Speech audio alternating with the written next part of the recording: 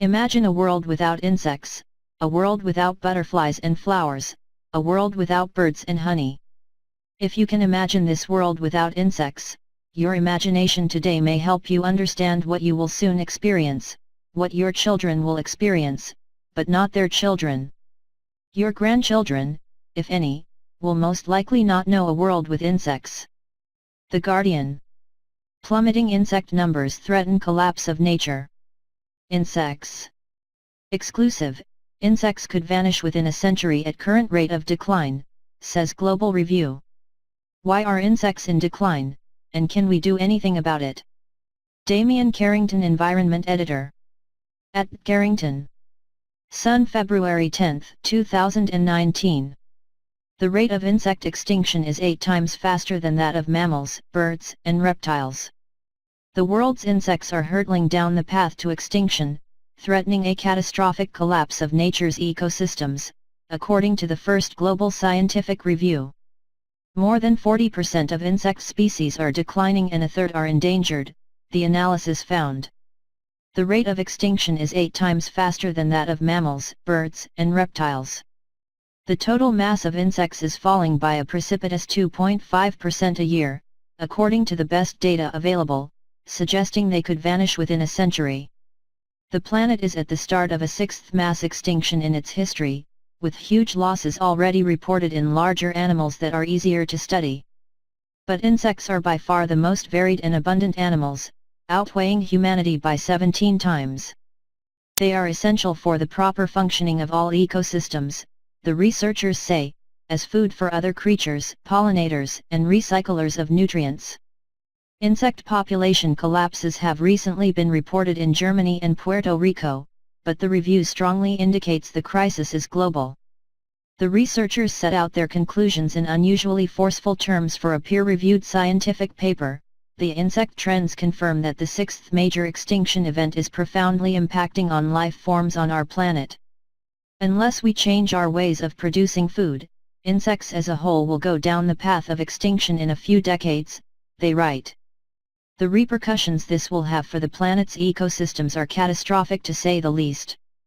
The analysis, published in the journal Biological Conservation, says intensive agriculture is the main driver of the declines, particularly the heavy use of pesticides. Urbanization and climate change are also significant factors.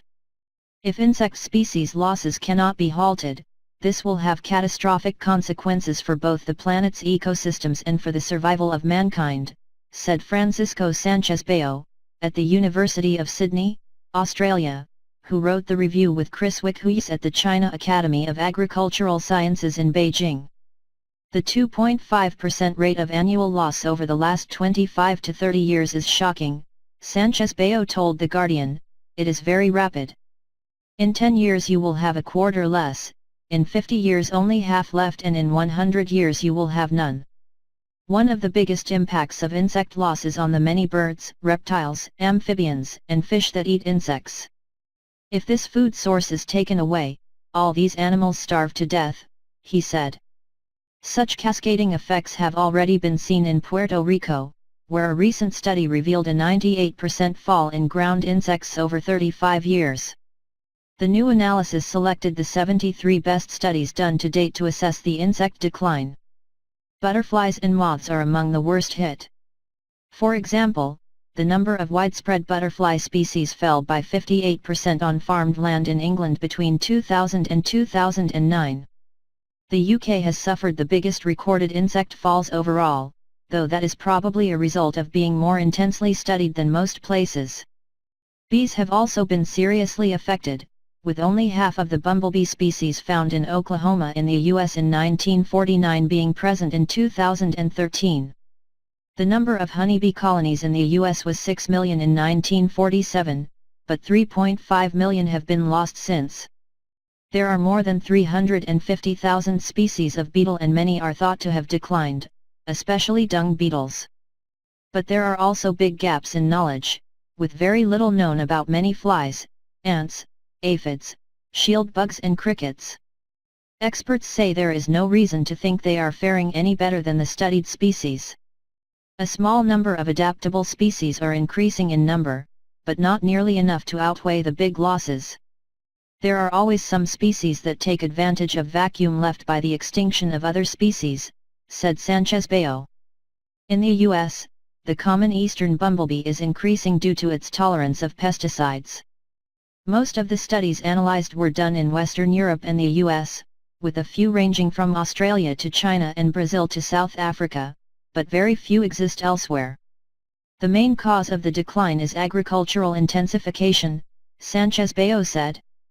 That means the elimination of all trees and shrubs that normally surround the fields, so there are plain, bare fields that are treated with synthetic fertilizers and pesticides. He said the demise of insects appears to have started at the dawn of the 20th century, accelerated during the 1950s and 1960s and reached alarming proportions over the last 2 decades.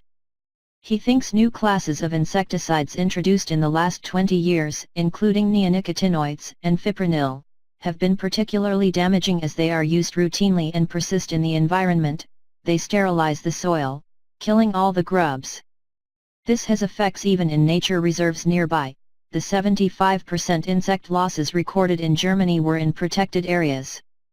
The world must change the way it produces food, Sanchez-Bayo said, noting that organic farms had more insects and that occasional pesticide use in the past did not cause the level of decline seen in recent decades. Industrial scale, intensive agriculture is the one that is killing the ecosystems, he said. In the tropics, where industrial agriculture is often not yet present, the rising temperatures due to climate change are thought to be a significant factor in the decline. The species there have adapted to very stable conditions and have little ability to change, as seen in Puerto Rico. Sanchez-Bayo said the unusually strong language used in the review was not alarmist. We wanted to really wake people up and the reviewers and editor agreed, he said. When you consider 80% of biomass of insects has disappeared in 25 to 30 years, it is a big concern.